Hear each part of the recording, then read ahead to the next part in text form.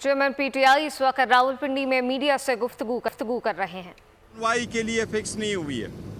आज खान साहब ने खुद अदालत से रिक्वेस्ट की है बीबी के सेहत के बारे में और इस खदशे के पेश नज़र कि उनको जहर दिया गया है, उनको हार्पिक दिया गया है।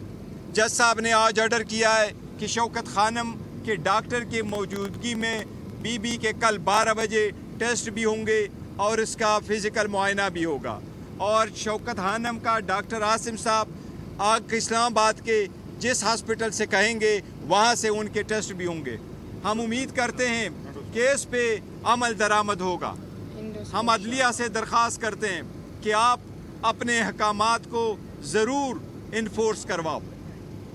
जी प्लीज़। एक तो ये है कि क्वेश्चन में हो रहे हैं, बिहाइंड द सीन कुछ मुज़ाकरात भी हो रहे हैं, लेकिन दूसरी जानब जो स्टेटमेंट्स जो बानी पीटीआई की आपने देखी, समाज में भी आज भी इस तरह की उन्होंने स्टेटमेंट दी। उन्होंने बराह रास्त जो एक पावर शख्सियत को मुखातब करके कहा कि मैं आपको कभी माफ़ नहीं करूँगा। तो इससे ये क्या असर हो रहा है कि एक तरफ ये कहा जा रहा है कि मुज़ाकरात जो ऐसे में क्या मुज़ाकरात वाकई ही हो रहे हैं या कि देखिए मुज़ाकरात का बार बार सुना। सब्सक्राइब करें और बेल दबाएं ताकि कोई खबर रह न जाए।